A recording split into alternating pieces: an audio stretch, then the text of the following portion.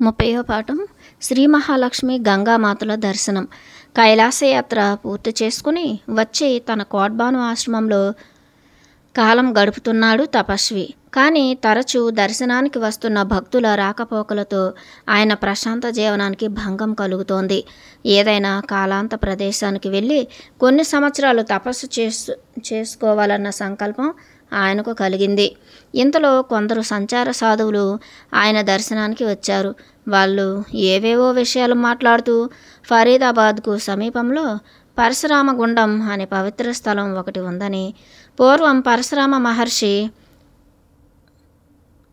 ఫరీదాబాద్కు సమీపంలో పరాశర గుండం అనే పవిత్ర స్థలం ఒకటి ఉందని, పూర్వం పరాశర మహర్షి అక్కడ తపస్సు చేశాడని చెప్పారు. ఆ స్థలం తపస్వీజీ మనోవాంఛకు సరిగ్గా సరిపోయింది. తక్షణమే కమండలం చేత పట్టుకుని కోడ్బాన్కు సుమారు 50 మైళ్ళ దూరంలో ఉన్న ఫరీదాబాద్కు బయలుదేరి వెళ్ళాడు. అక్కడికి సమీపంలో ఉన్న ఒక చిన్న కొండ దగ్గరకు వెళ్ళాడు. కొండకు దగ్గరలో పరాశరగుండం అనే కొలను ఉంది. కొలనులో నీరు స్వచ్ఛంగా ఉంది. కొండవాలులో భగవతి మహాలక్ష్మి ఆలయం నిర్మించబడి ఉంది. కొలనులో స్నానం చేసి దేవి ఆలయ ప్రాంగణంలో ఒక మూలను కూర్చుని ధ్యానంలో మునిగిపోయాడు. తపస్వి ఏకధాటిగా కొన్ని రోజులు నిశ్చల సమాధిలో నిమగ్నుడై ఉండగలడు. బాహ్యస్థితికి వచ్చాక లభించిన ఆహారాన్ని స్వీకరించేవాడు. తిరిగి సమాధిలోకి వెళ్ళిపోయేవాడు. ఇలా కొన్ని వారాలు తపస్సు చేశాడు. ఒకరోజు అర్ధరాత్రి వేళ కొలనుకు స్నానానికి వెళ్ళాడు.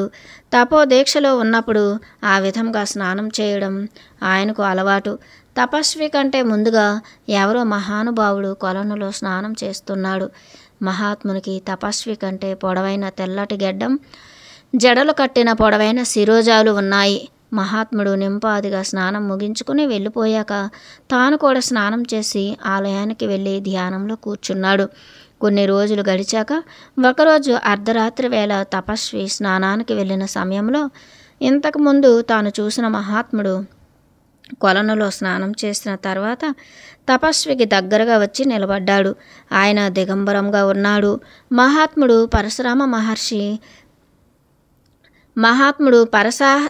పరాశర మహర్షి తప్ప వేరొకరు కాదని ధృవపరుచుకున్నాడు తపస్వి. గౌరవ సూచకంగా తల వంచాడు. తపస్వీజీ అనుకువకు మహాత్ముడు మెచ్చి తన కుడి చేతిని ఎత్తి నవ్వుతూ ఆశీర్వదించాడు. తపస్సుకు ఈ ప్రదేశం చాలా అనుకూలమైనది. నువ్వు ఇక్కడ 6 సంవత్సరాలు తపస్సు చెయ్యి అని చెప్పి పరాశర మహర్షి వెళ్ళిపోయాడు. మహర్షి ఆజ్ఞను అనుసరించి అక్కడ 6 సంవత్సరాలు నిర్విరామంగా తపస్సు చేశాడు. తపస్సు చేస్తున్న సమయంలో అనేకసార్లు పరాశర మహర్షిని దర్శించాడు. ఆ కాలంలో ఒకరోజు తపస్వి ఒక రాయిపై కూర్చున్నాడు. జాగ్రత్త స్థితిలోనే ఉన్నాడు. సరిగ్గా మిట్ట మధ్యాహ్నమైంది. అకస్మాత్తుగా ఆయన ముందు స్మితవదనంతో చతుర్భుజాలతో లక్ష్మీదేవి ప్రత్యక్షమైంది. ఆమె పట్టుచీర కట్టుకుంది. ఒంటి నిండా దగదగ మెరుస్తున్న దివ్యమైన ఆభరణాలు ధరించింది. రత్నాలు పొదిగిన బంగారు కిరీటం ఆమె శిరస్సును అలంకరించింది. తపస్వి చటుక్కున ఆమె పాదాల ముందు సాష్టాంగ నమస్కారం చేశాడు. కమండలంలోని పరిశుద్ధ జలంతో ఆమె పాదాలు కడిగాడు. ఆ తల్లి కాళ్ళు కడిగిన నీటిని శిరస్సును చల్లుకున్నాడు. అంతవరకు మాట్లాడని దేవి, మహాత్మా, నేను హింగులాదేవిని. నీకు దర్శనమివ్వటానికి నేను ఆలయం నుండి ఇక్కడికి వచ్చాను అని అంది. తిరిగి ఆమె ముందు మోకరిల్లాడు సన్యాసి. మానసికంగా ఆమెకు 16 విధాలైన అర్చనలు చేశాడు. చేతులు కట్టుకుని వినమ్రుడై ఆమె పాదాల దగ్గర నిలబడ్డాడు. అప్పుడు లక్ష్మీదేవి, నీకు నేను కొన్ని వరాలు ప్రసాదిస్తున్నాను, విను. 1, నువ్వు దేశమంతటా ఖ్యాతిని గడిస్తావు. 2, నువ్వు ప్రస్తుతం నివసిస్తున్న పర్ణకుటీరం పక్కన నీకోసం బ్రహ్మాండమైన ఆశ్రమం నిర్మాణం అవుతుంది అని చెప్పింది. ఆదరంతో నిండిన ఆమె మాటలు విని, జగజ్జనని, నాకు ఏ ఐహిక వాంఛలు లేవు. ఎందుకు తల్లి తిరిగి నన్ను పురిగొల్పుతావు? నాకు ఆశ్రమంలో నిమిత్తం ఏమిటి? నేను నిస్సంగుణ్ణి, దేశదిమ్మరిని. ఈ సన్యాసికి ఎందుకమ్మా ఆశ్రమ బంధాలు? నువ్వు పేర్కొంటున్న కీర్తి ప్రతిష్టలు నా ఆనందాన్ని అధికం చేయగలవా తల్లి అని గద్గద స్వరంతో విన్నవించాడు తపస్వి. తపస్వి, నీకు ఏ కోరికలు లేవని నాకు తెలుసు. నాకు నేనుగా ఇస్తున్న వరాలు ఇవి. వీటిని కాదనటానికి వీలు లేదు. నా వరాలు నిజమవుతాయి. నీకోసం ఆశ్రమాన్ని నిర్మింపజేస్తాను. నువ్వు అందులో నివసించాలి అని చెప్పి తపస్వి తిరిగి సమాధానం చెప్పేలోగా హఠాత్తుగా అంతర్ధానమైంది మహాలక్ష్మి. పరాశర గుండం దగ్గర తపస్సు చేసి క్షేత్రదేవత వద్ద వరాలు పొంది తిరిగి కోడ్బాను ఆశ్రమాన్ని చేరుకున్నాడు. నిర్దిష్ట సమయం ప్రకారం జరిగే దినచర్యతో కాలం గడుపుతున్నాడు. తెల్లవారుజామున నిద్రలేవడం, శీతలగుండంలో స్నానం చేయడం, ఉదయం 8 గంటల వరకు ధ్యానం చేసుకోవడం, భక్తులు తెచ్చిన 1 గ్లాసు ఆవు పాలు తాగడం, మధ్యాహ్నం 12 గంటల వరకు ఆశ్రమం బయట కూర్చోవడం, తర్వాత మధ్యాహ్న భోజనం, తర్వాత కొంచెం సేపు విశ్రాంతి, సాయంకాలం ఆశ్రమానికి వచ్చిన భక్తులకు జ్ఞానబోధ, రాత్రి మళ్ళీ 1 గ్లాసు పాలు త్రాగి నిద్రపోవడం. ఇది తపస్వీజీ దినచర్య. ఇక్కడ భాగవత దశమస్కందంలో శ్రీకృష్ణుని దినచర్య గురించి శ్రీ సుఖమహర్షి వర్ణించిన విధానం గమనించదగింది. బ్రాహ్మీ ముహూర్తే ఉత్థాయ పర్యుపస్పృశ్య మాధవః దౌద్యౌ ప్రసన్నకరణః ఆత్మానం తమసః పరం. శ్రీకృష్ణ పరమాత్మ సూర్యోదయం కంటే ముందుగానే నిద్రలేచేవాడు. స్నానాదికాలు ముగించుకునేవాడు. మాయకతీతంగా ఆత్మావలోకనపు సమాధి స్థితిలో కొంతకాలం గడిపేవాడు. అదేవిధంగా తపస్వీజీ తన దినచర్య సాగిస్తున్నాడు. ఒకరోజు సూర్యోదయ సమయంలో హరిద్వార్ వెళ్ళాడు. అప్పుడు లాల్ దాసు ఆయనను అనుసరించాడు. పర్వదినం సందర్భంగా వేలాది మంది యాత్రికులు పవిత్ర గంగానది స్నానానికి అక్కడికి వచ్చారు. గురు శిష్యులిద్దరూ గంగ ఒడ్డున నీలధార అనే చోట బస చేశారు. గురు మహారాజ్ ఇప్పుడే చటుక్కున వెళ్ళి గంగలో స్నానం చేసి వద్దాం రండి అని లాల్ దాసు గురువుని కోరాడు. లాల్ దాసు, నువ్వు వెళ్ళి గంగలో స్నానం చేసిరా. కోడ్బాను అరణ్యానికి రాకముందు నేను కొన్ని 100 సార్లు గంగలో స్నానం చేశాను. కానీ నేను ఇంతవరకు గంగామాతను దర్శించలేదు. ఆ జనని దర్శనం ఇచ్చే వరకు నేను స్నానం చేయను, ఆహారం తీసుకోను, నీళ్లు తాగను. ఇది నా ప్రతిజ్ఞ అని బదులు చెప్పాడు తపస్వి. గలగల పారుతున్న గంగను చూస్తూ ఒక రాయిని ఆనుకుని కూర్చున్నాడు తపస్వి. ఇంతలో ఆయనకు నిద్ర వచ్చింది. నిద్రలో ఆయనకు ఒక అద్భుతమైన దృశ్యం కనిపించింది. ఆ దృశ్యంలో గంగామాత లావణ్య రూపాన్ని చూశాడు. గంగామాత నవ్వుతూ సన్యాసి చేయి పట్టుకుని గట్టిగా లాగి, కుమారా లేచి నదిలో స్నానం చెయ్యి. ధ్యానం ఆపి గంగలో స్నానం చేయవలసిన సమయం కదా ఇది అని అడిగింది. అమ్మ, నువ్వు ఎవరివో చెప్పు, అప్పుడే నేను లేస్తాను అని బదులు చెప్పాడు సన్యాసి. నేను గంగాదేవిని అని చెప్పింది గంగామాత. దృశ్యం సాగుతోంది. అమ్మా, నువ్వు నిజంగా గంగామాత అని రుజువు చేస్తేనే నేను లేస్తాను అని పట్టుపట్టాడు సన్యాసి. గంగామాత తన దివ్యశక్తిని ఉపయోగించి సన్యాసిని బలవంతంగా లాగి ఆమె అడుగులను అనుసరించేటట్లు చేసింది. గంగ ఒడ్డుకు తీసుకువెళ్ళింది. నువ్వు నన్ను అనుసరిస్తే నన్ను పోల్చుకోగలవు అని చెప్పి చటుక్కున గంగలోకి దూకింది. అయితే ఆ దృశ్యం అంతటితో ఆగిపోలేదు, కొనసాగుతూ ఉంది. ఆ దృశ్యంలో సన్యాసి గంగలో స్నానం చేసినట్లు, కొద్దిగా గంగాజలం ఆచనం చేసినట్లు, స్నానం చేసిన తర్వాత తాను కూర్చున్న రాతి పలక దగ్గరకు చేరుకున్నట్లు గమనించాడు. ఈ అనుభవం సన్యాసి సుదీర్ఘ స్వప్నంలోనే కొనసాగింది. అంతటితో స్వప్నం అంతమైంది. ఆయనకు తెలిసి వచ్చింది. గత 24 గంటలుగా కూర్చున్న చోటు నుండి అతను 1 అంగుళం కూడా కదలలేదు. కానీ ఆయన ఒళ్ళంతా తడిసి ఉండడం, గెడ్డం నుండి జడలు కట్టిన జుట్టు నుండి నీటి బొట్లు రాలుతూ ఉండడం గమనించి స్వప్నంలో సంభవించిన దృశ్యం ఎలా యథార్థమైందా అని ఆశ్చర్యపోయాడు. పక్కనే పడుకున్న లాల్దాసును లేపాడు. లాల్దాసు లేచి ఒళ్ళంతా తడిసి గడ్డం నుండి తల నుండి నీరు కారుతున్న గురువుని చూసి, గురు మహారాజ్, గంగామాత దర్శనం ఇచ్చే వరకు గంగలో మునగనని శపథం చేశారు కదా, మరి ఇదేమిటి? స్నానానికి మీరు ఒంటరిగా వెళ్ళారా? నన్ను కూడా తీసుకువెళ్తారనుకున్నాను. అని అడిగాడు. అప్పుడు గురువు తాను కూర్చున్న చోటు నుండి ఒక్క అంగుళం కూడా కదలలేదని, గంగామాత స్వప్నంలో కనిపించి తనను గంగలో ముంచిందని చెప్పాడు. ఇదంతా తనకు అగమ్యగోచరంగా ఉంది అన్నాడు లాల్దాసు. గంగామాత తన అపార శక్తితో అలా చేసిందని, తన శరీరం, గడ్డం, శిరస్సు నుండి నీళ్లు కారేటట్లు చేయడం ఆమెకు ఒక ఘనకార్యం కాదని, ఆమె శక్తి అపారమని, సామాన్యులు సాధించలేని దాన్ని దివ్యశక్తులు అవలేలుగా చేయగలవని సమాధానం చెప్పాడు తపస్వీజీ. హరిద్వార్లో గంగామాతను దర్శించి తిరిగి కోట్బాను ఆశ్రమాన్ని చేరుకున్నాడు తపస్వి. కొన్ని సంవత్సరాలు ప్రశాంతంగా ఆశ్రమంలో కాలం గడిపాడు. లాల్దాసు, హరిదాసు గురువుకు సేవ చేస్తున్నారు. కొన్ని రోజుల తర్వాత 12 సంవత్సరాలకు ఒకసారి వచ్చే కుంభమేళ హరిద్వార్లో గంగ ఒడ్డున జరుగుతోంది. ఆ పవిత్ర ఉత్సవం సందర్భంగా హరిద్వార్లో సాధు సమ్మేళనం జరుగుతుంది. సాధు సమ్మేళనంలో పాల్గొనాలన్న సంకల్పం కలిగింది సన్యాసికి. లాల్దాసును వెంట పెట్టుకుని హరిద్వార్ బయలుదేరాడు. కుంభమేళ 1926 మార్చి నెలలో జరిగింది. ఇకపై వివరించే తపస్వీజీ జీవిత చరిత్రలోని సంఘటనలు సంవత్సరాల వరుస ప్రకారం ఉదహరించడం జరుగుతుంది. అంతవరకు జరిగిన సంఘటనలు ఏ ఏ తేదీలలో ఏ ఏ సంవత్సరాలలో సంభవించాయో ఖచ్చితంగా చెప్పలేకపోవటానికి కారణం తపస్వీజీ సుదీర్ఘకాలం అరణ్య ప్రాంతాలలోనే గడపడం, అందుకు సరియైన కాల నిర్ణయం తెలియకపోవడము. అయితే తపస్వీజీ బాబా పురాణదాసు గారిని 1926 సంవత్సరంలో హరిద్వార్లో కలుసుకున్నారు. వారిద్దరూ కూడా జగద్గురు శ్రీ చంద్రమహారాజ్ 500 సంవత్సరాలకు పూర్వం స్థాపించిన ఉదాసీ సాంప్రదాయానికి చెందినవారు. బాబా పురాణదాసు గారికి తపస్వీజీ జీవిత చరిత్ర సమగ్రంగా తెలుసు. బాబా గారి కథనం ప్రకారం తపస్వీజీ పటియాలా సంస్థానంలో 1770 సంవత్సరంలో పుట్టినట్లు నిర్ధారణ అయింది. బాబా పురాణదాసు గారు హైదరాబాదులో వారి ఆశ్రమంలో 1956వ సంవత్సరంలో సిద్ధి పొందారు. బాబా పురాణదాసు తపస్వీజీ గంగా తీరాన హరిద్వార్లో జరిగిన సాధు సమ్మేళనంలో పాల్గొన్నారు. సభలు సమాప్తమయ్యాక వారిద్దరూ గౌరీశంకర పర్వత శిఖరాన్ని అధిరోహించి అక్కడున్న శివ, చండీ దేవాలయాలను సందర్శించారు. తర్వాత ఆంజనేయగిరిని ఎక్కారు. గిరిపై ఒక గుహ ఉంది. ఇద్దరు గుహలో ప్రవేశించారు. గుహలో అఘోరి తెగకు చెందిన ఒక సాధువు ఒంటరిగా చలి కాచుకుంటూ కూర్చున్నాడు. ఆయన దిగంబరంగా ఉన్నాడు.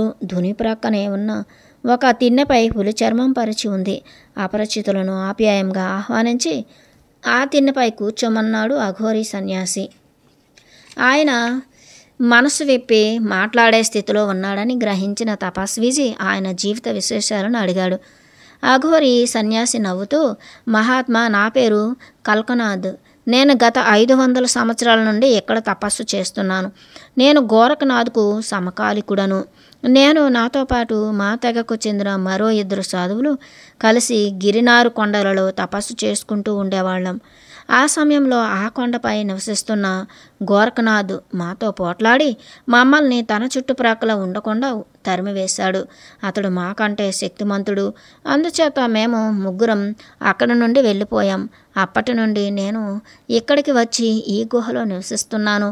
నా 2 సహచరులు వేరువేరు ప్రదేశాలకు వెళ్ళిపోయారు. ఒకడు మాలా నదీ తీరంలో ఉన్న ఫీలాబత్తు దగ్గర, రెండవవాడు గయా దగ్గర ధానియాగిరి పైన ఉంటున్నారు. మేము ముగ్గురం 500 సంవత్సరాలకు పైబడ్డవారమే అని తన అసాధారణ జీవిత చరిత్రను చెప్పాడు. గుహలో అక్కడక్కడ పడి ఉన్న మనుష్యుల అస్థికలను గమనించి అవి అక్కడ ఉండడానికి కారణం అడిగాడు బాబా పురాణదాసు. అప్పుడు మహాత్ముడు బిగ్గరగా నవ్వి, మేము అఘోరి సన్యాసులం. ఆకలిగా ఉన్నప్పుడు నేను పులి రూపాన్ని ధరించి మనుష్యులను వేటాడి భుజించి నా ఆకలిని తీర్చుకుంటాను. తర్వాత యథాప్రకారం మానవ రూపాన్ని ధరిస్తాను. అందువలనే మీరు ఇక్కడ మనుష్యుల ఎముకలను చూస్తున్నారు అని జవాబు చెప్పాడు. అయితే మహాత్మా, మీకు ఇప్పుడు ఆకలి వేస్తోందా? మీరు పులిగా మారదలుచుకున్నారా? చెప్పండి అని పరిహాసంగా అడిగాడు పురాణదాసు. లేదు, నాకు ఆకలిగా లేదు. ఆయన, మీకు నేను ఏమీ హాని చేయను. పైగా ఇక నుండి మనుష్యులను చంపకూడదని నేను ఒట్టు పెట్టుకున్నాను అని చెప్పి అఘోరి సన్యాసి కళ్ళు మూసుకుని దీర్ఘ సమాధిలో మునిగిపోయాడు. తాను అది వరకు కొందరు అఘోరి సన్యాసులను చూశానని, వారికి బుద్ధి పుట్టినప్పుడు పులి రూపం ధరిస్తారని, మనిషి మాంసం తినడానికి వారు భయపడారని తపస్విజీ పురాణదాస్తో చెప్పాడు. అంతవరకు అఘోరి సన్యాసులు అంటే ఎవరో తెలియని పురాణదాసు అది విని ఆశ్చర్యపోయాడు. తర్వాత వారిద్దరూ హరిద్వార్కు వెళ్ళిపోయారు. అక్కడి నుండి పురాణదాసును లాల్దాసును వెంట పెట్టుకుని కోడ్బాను ఆశ్రమానికి చేరుకున్నాడు తపస్వి. తపస్వీజీ కూడా తన శాఖకు చెందినందుకు పురాణదాసు ఎంతో సంతోషించాడు. అందుకే ఆయన తపస్వితో పాటు కోడ్బాను వచ్చాడు. పురాణదాసు కోరికపై తపస్వీజీ తన జీవితానుభవాలను ఆయనకు తెలియజేశాడు. అవన్నీ విని అప్పటికి యువకుడైన పురాణదాసు ఆశ్చర్యపోయాడు. 31వ పాఠం. మధురా నగర యాత్ర, గోపి సమేత గోపిక రమణుని సందర్శనం. కొంతకాలం కోడ్బాను ఆశ్రమంలో గడిపి బాబా పురాణదాసు హైదరాబాద్లో ఉన్న తన ఆశ్రమానికి వెళ్ళిపోయాడు. కొన్ని రోజులు గడిచాయి. ఒకరోజు కొందరు సాధువులు వచ్చి తపస్వీజీని దర్శించి, మహాత్మా, మేము కొన్ని పుణ్యతీర్థాలు సేవించుకుని మీ దర్శనం కోసం ఇక్కడికి వచ్చాం. దారిలో సిద్ధకొండం అనే పర్వతానికి వెళ్ళాం. అక్కడ పర్వత గుహలో ఒక సిద్ధ పురుషుడు ఉన్నాడు. ఆయనను దర్శించాలని మేము చాలా ప్రయత్నించాం, కానీ మాకు ఆయన దర్శనం కాలేదు. బహుశా మాకు దర్శనం ఇవ్వడానికి ఆ మహాత్ముని మనసు అంగీకరించలేదేమో. మీలాంటి మహానుభావుడు వెళ్తే ఆయన దర్శనం ఇవ్వవచ్చు. సిద్ధకొండం ఇక్కడికి సుమారు 4 క్రోసుల దూరంలో ఉన్న తుగ్లాబాద్ సమీపంలో ఉంది అని చెప్పారు. దేశదిమ్మరులైన సాధువుల మాటలు విన్నాడు తపస్వి. సాధు దర్శనం అంటే తపస్వికి ఎంతో ఇష్టం. అక్కడికి వెళ్ళి సిద్ధపురుషుణ్ణి దర్శించాలని నిశ్చయించుకున్నాడు. ఆశ్రమాన్ని కనిపెడుతూ ఉండమని లాల్దాస్తో చెప్పి తుగ్లాబాద్ దగ్గర ఉన్న సిద్ధకొండానికి నడిచి వెళ్ళాడు. అక్కడికి చేరాక ఆ గుహలో 1 సంవత్సరం పాటు తపస్సు చేయాలన్న సంకల్పం కలిగింది. దగ్గరలో ఉన్న చెరువులో స్నానం చేసి గుహలో కూర్చుని తపస్సు ప్రారంభించాడు. ఏకబిగిన కొన్ని రోజులు ధ్యానంలో ఉండడం. జాగ్రత్తావస్థకు వచ్చాక గుహ బయటికి వచ్చి అవయవాల తిమ్మిర్లు పోగొట్టుకునేందుకు ఎండలో కూర్చోవడం. ఇలా 10-12 నెలలు గడిపాడు. కానీ ఆయనకు ఏ సిద్ధపురుషుడు కనిపించలేదు. వేసవికాలంలో గుహ వేడెక్కడం వల్ల రాత్రి వేళల్లో గుహ లోపల కాకుండా ఆరు బయట పడుకునేవాడు.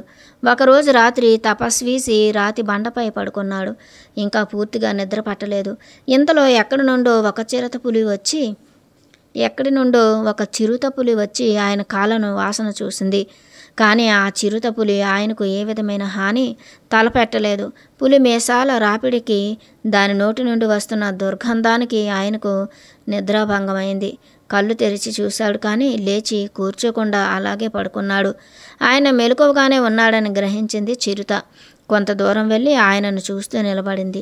అది ఏం చేస్తుందో చూద్దామని తిరిగి కళ్ళు మూసుకున్నాడు. చిరుత తిరిగి వచ్చి ఆయన శరీరాన్ని, కాళ్లను వాసన చూసింది. ఆయన చిరుతపులి చెంప మీద గట్టిగా కొట్టాడు. పులి బెదిరి పారిపోలేదు.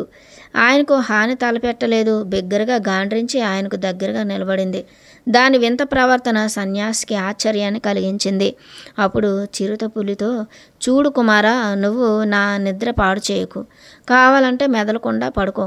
నేను ఇలా అన్నానని కోపం తెచ్చుకోకు అని అనునాయంగా చెప్పాడు. చిరుతపులి కదలకుండా అక్కడే నిలబడింది. అయితే నా మాట వినవా? అయినా పర్వాలేదు. నీకు ఇక్కడ పడుకోవాలని లేకపోతే ఎక్కడికైనా వెళ్ళిపో, కానీ నా నిద్రని మాత్రం పాడు చేయకు. నీకు పుణ్యం ఉంటుంది. కావాలంటే రేపు మళ్ళీ రా అని సాదరంగా చెప్పాడు సన్యాసి. చిరుతపులి సన్యాసి మాటల్లోని అంతరార్థాన్ని గ్రహించి అక్కడి నుండి వెళ్ళిపోయింది. తపస్వి గుహ బయటే మామూలుగా నిద్రపోయాడు. మరుసటి రోజు గుహలో కూర్చుని ధ్యానం చేసుకున్నాడు. ఆ తర్వాత కొన్ని రోజుల వరకు చిరుతపులి ఆయనకు కనిపించలేదు. ఒకరోజు రాత్రి మళ్ళీ వచ్చి తపస్విని ఇబ్బంది పెట్టకుండా నిశ్శబ్దంగా కూర్చుంది. సిద్ధపురుషుడే చిరుతపులి రూపాన్ని ధరించి తనకు దర్శనమిచ్చినట్లు జ్ఞానదృష్టి ద్వారా తెలుసుకున్నాడు సన్యాసి. మానవ రూపంలో కనిపించడం ఆయనకు ఇష్టం లేదని భావించాడు. మహాత్ముని గుహలో చాలా కాలం నివసించానని, ఇంకా ఎక్కువ కాలం ఉండకూడదని తలచి తన ఆశ్రమానికి వెళ్ళిపోయాడు. సిద్ధకొండం నుండి తిరిగి వచ్చాక కొన్ని నెలల పాటు కోడ్బాను ఆశ్రమాన్ని విడిచి ఎక్కడికి వెళ్ళలేదు. ఒకరోజు దయారాం అనే భక్తుడు తపస్వి దర్శనానికి వచ్చి, మహారాజ్, కూసంబి అరణ్యంలో గోరఖ్పూర్కు సమీపంలో ఒక మహమ్మదీయ ఫకీరు ఉంటున్నాడు. ఆయన గొప్ప మహాత్ముడు. కావాలంటే మీరు వెళ్ళి ఆయనను చూడవచ్చు అని చెప్పాడు. సాధువులను కలుసుకోవడం అంటే సహజంగానే ఉత్సాహం గల తపస్వీజీ కొన్ని రోజులు నడిచి చివరకు గోరఖ్పూర్ చేరుకుని మహమ్మదీయ ఫకీరు గురించి వివరాలు అడిగాడు. అక్కడ ఉన్నవాళ్ళు ఫకీరు ఎక్కడ ఉండేది సరిగ్గా చెప్పలేకపోయారు. తపస్వి కోసంబి అరణ్యంలో అటు ఇటు తిరిగాడు. చివరకు కొంత దూరంలో ఒక గుడిసె కనిపించింది. బహుశా ఫకీరు నివాసం అదే అయి ఉంటుందని గుడిసె దగ్గరకు వెళ్ళాడు. సాధు పొంగవుల సహజ జ్ఞానం అసామాన్యమైంది. ఆయన అనుకున్నది అక్షరాలా నిజమైంది. తపస్వీజీ గుడిసెను సమీపిస్తూ ఉండగా కుటీరం లోపల నుండి ఫకీరు, స్వామీజీ, మహారాజ్ స్వాగతం. నేను ఇప్పుడే నా మధ్యాహ్నం భోజనానికి కూర్చున్నాను. రండి రండి అని ఎంతో మర్యాదగా ఆహ్వానించాడు. తపస్వీజీ కుటీరంలో ప్రవేశించగానే సాదరంగా సలాం చేసి, మహాత్మా, నన్ను చూడడానికి మీరు చాలా దూరం నుండి వచ్చారు. మీకు ధన్యవాదాలు. నా ఆతిథ్యాన్ని స్వీకరించండి. నేను మీకు ఏమి పెట్టగలను? మీరు నేను తినే చేపలు మాంసం తినరని నాకు తెలుసు. మీకు నేనేమి సమర్పించుకోగలను అని అడిగాడు. మహాత్మా, నేను శాకాహారిని. మాంసం చేపలు నేను తినను. ముందు మీరు మీ భోజనం పూర్తి చేయండి అని చెప్పి తపస్వి కాస్త విశ్రాంతి తీసుకున్నాడు. ఫకీరు త్వరగా భోజనం ముగించి చేతులు కడుక్కుని వచ్చి తపస్వీజీకి దగ్గరగా కూర్చుని, మీలాంటి మహా తపస్వి ఈ ఫకీర్ కుటీరానికి రావడం నా అదృష్టం అని వినయంగా చెప్పాడు. మీరు ఏదైనా స్వీకరించాలి అని ప్రార్థించాడు. ఇంతలో ఫకీరు సేవకుడు కొద్దిగా మాంసము ఈగురును పళ్ళెంలో ఉంచి పైన తెల్లటి గుడ్డ కప్పి తీసుకొచ్చి తపస్వీజీ ముందుంచాడు. తపస్వి అది గమనించి, మహాత్మా, నేను మాంసం తినను అని చెప్పాడు. ఫకీరు పళ్ళాన్ని చేతితో పట్టుకొని, స్వామీజీ, ఈ పళ్ళెంలో ఉన్నది మాంసం కాదు, ఉడికించిన బంగాళదుంపలు అని చెప్పి పళ్ళెంపై కప్పిన గుడ్డను తొలగించేసరికి మాంసం ముక్కలు బంగాళదుంప ముక్కలుగా మారిపోయాయి. వీటిని తినడానికి మీకు అభ్యంతరం ఉండదనుకుంటాను అని అన్నాడు ఫకీరు. తపస్వి 2 ముక్కలు తిని ఫకీరును సంతోషపరిచాడు. ఫకీరు తపస్వీజీ 2 చేతులు పట్టుకుని స్పృశించి ఆ విధంగా తపస్వీజీపై తనకు గల గౌరవాన్ని వ్యక్తపరిచాడు. ఇంతలో సేవకుడు ఎక్కడి నుండో కొన్ని అరటి పండ్లు తెచ్చి తపస్వీజీ ముందుంచాడు. ఫకీరు అరటి పండ్లు తపస్వీజీకి సమర్పించి తన ఆతిథ్యాన్ని సిద్ధులను కనపరచాడు. ఇద్దరు కొంచెంసేపు ఇష్టాగోష్ఠి సాగించాక ఫకీరుకు వీడ్కోలు చెప్పి తపస్వీజీ తన ఆశ్రమానికి వెళ్ళిపోయాడు.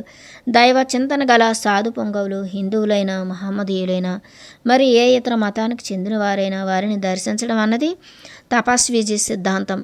మార్గాలు వేరు కావచ్చు, కానీ మహత్ ఒక్కటే. గుడులు రూపం వేరు కావచ్చు, గుర్తు ఒక్కటే. సాధనాలు వేరు కావచ్చు, సాధ్యం ఒక్కటే. అధ్యయనాలు వేరు కావచ్చు, ఆత్మ ఒక్కటే. ధ్యానాలు వేరు కావచ్చు, ధ్యేయం ఒకటే అన్నది తపస్వీజీ సమత్వ దృష్టి. ఫకీరు నుంచి జ్ఞాని అని తన మతానికి అనువైన తపశ్చర్య వలన అనేక సిద్ధులు, ఫకీరు మంచి జ్ఞాని అని తన మతానికి అనువైన తపశ్చర్య వలన అనేక సిద్ధులు పొందాడని, ఉత్తమ యోగులలో ఆయన ఒకడని తపస్వీజీ మాటల మధ్యలో తన శిష్యులకు చెప్పాడు. ఆ తర్వాత కొంతకాలం కోడ్బాను ఆశ్రమంలో తపస్సు చేసుకుంటూ కాలం గడిపాడు తపస్వి. ఇంతలో కార్తీక మాసం ప్రవేశించింది. ఆ మాసంలో మధురా నగరంలోనూ ఇతర ప్రదేశాలలోనూ శ్రీకృష్ణ పరమాత్మకు ప్రత్యేక పూజలు, ఉత్సవాలు జరుగుతాయి. ఉత్సవాలను చూడడానికి 30 మైళ్ళు నడిచి మధురా నగరం వెళ్ళి అక్కడ నాథూరాం భవనం అనే ధర్మశాల మేడపై ఉన్న చివరి అంతస్తులో ఒక గదిలో బస చేశాడు. ధర్మశాల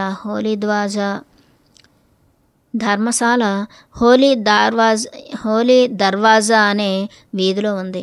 మధురలోని శ్రీకృష్ణ దేవాలయాలలోని ప్రత్యేక పూజలు చూశాడు. మధురా నగర కృష్ణ పరమాత్మ అవతరించిన పావన స్థలం. ఉత్సవ దినాలలో ఒకరోజు తపస్వికి ఒక అసాధారణ రహస్యానుభూతి కలిగింది. అలవాటు ప్రకారం ఒకరోజు తెల్లవారుజామున 3-4 గంటల మధ్య యమునకు స్నానానికి వెళ్ళడానికి నిద్రలేచి కొంచెంసేపు వసారాలో నిలబడి చుట్టూ కలియ చూశాడు. నగరమంతా నిద్రపోతోంది. సాధారణంగా నగరవాసులు అంతా వేకోజామున నిద్రలేవరు. మేడపై ఉన్న పిట్టగోడను ఆనుకుని క్రింద వీధిలోకి చూశాడు. ఇతర సమయాలలో జనసమూహంతో రద్దీగా ఉండే ఆ వీధి ఆ సమయంలో ఏ అలికిడి లేకుండా నిర్మానుష్యంగా ఉంది. అంతలో హఠాత్తుగా వీధి కుడివైపు నుండి ఎంతో లలితమైన మధురగానం వినిపించింది. చటుక్కున అటు తిరిగి చూశాడు. కొందరు స్త్రీలు పాటలు పాడుకుంటూ ఆ వీధిలోంచి నడుస్తూ యమునా తీరాన గల విశ్రామ ఘాట్ వైపు వెళ్తున్నారు. పిట్టగోడ నుండి బాగా క్రిందకు వంగి సుందరాంగునాల సమూహాన్ని చూశాడు. నార్యమణుల మధ్య మురారి వయ్యారంగా నడుస్తున్నాడు. నల్లనయ్యను కనులారా చూశాడు. కన్నయ్య ఎడమ చేతితో మురళిని పట్టుకున్నాడు. కుడిచేయి ఒక గోపికామణి భుజంపై ఉంచి మెల్లగా నడుస్తూ ఒక్కసారి తల ఎత్తి తపస్విని చూశాడు. వారి చూపులు కలిశాయి. గోపాలుడు గోపికా సమేతంగా దర్శనమిచ్చినందుకు పరవశించిపోయాడు తపస్వి. ఆ సమూహాన్ని అనుసరించాలనుకుని త్వరగా 40 మెట్లు గల మేడపై నుండి దిగి వీధిలోకి వెళ్ళాడు. హోలీ దర్వాజా వీధిలో నుండి నడిచి వెళ్తున్న ఆ బృందాన్ని కలవడానికి ప్రయత్నించాడు. నడక వేగాన్ని పెంచాడు. ఎంత త్వరగా నడిచినా తన ముందు నడిచి వెళ్తున్న కన్నయ్యను గోపికా బృందాన్ని కలుసుకోలేకపోయాడు. అలా ఆ బృందాన్ని అనుసరించి 3-4 ఫర్లాంగులు నడిచాడు. ఎలాగైనా గోపికా బృందంతో కలిసి నది వరకు నడిచి వెళ్దామని ఆరాటపడ్డాడు. చివరకు ఆ బృందం వీధి మలుపు తిరిగి పక్క వీధిలోకి మళ్ళింది. అదృష్టవశాత్తు లభించిన ఆ మహదవకాశాన్ని జారవిడుచుకోకూడదని తలచి గోపికా బృందం వెనుక పరుగు తీశాడు. తీరా వీధి మలుపు తిరిగేసరికి ఆ అద్భుతమైన దృశ్యం అకస్మాత్తుగా అదృశ్యమైంది. తన ముందు ఎవరూ లేరు. ఆహా! గోపికలతో పాటు తనకు దర్శనమివ్వడానికి గోపాలుడు ఆ దృశ్యాన్ని కల్పించాడని భావించి వీధి చివర కొంచెంసేపు నిలబడ్డాడు. అప్పుడు ఆయన శరీరం భూమిపైన, మనస్సు కృష్ణ పరమాత్మ పాద పద్మాల దగ్గర ఉన్నాయి. ఆ దృశ్యం ఊహాతీతమైనది. ఆ కాలంలోని గోపికామణుల రూపలావణ్యం, వస్త్రధారణ వాళ్ళు గోపికా రమణునితో గడిపిన విధానాన్ని తెలుపుతోంది. సన్యాసి నదిలో స్నానం చేసి తన బస్సుకు చేరుకున్నాడు. మధురలో కొన్ని రోజులు ఉండి ఉత్సవాలను దర్శించి తిరిగి కోడ్బాను ఆశ్రమానికి వెళ్ళిపోయాడు. ఆయన మనస్సు నిరంతరం కృష్ణనామంతో ప్రతిధ్వనిస్తూనే ఉంది.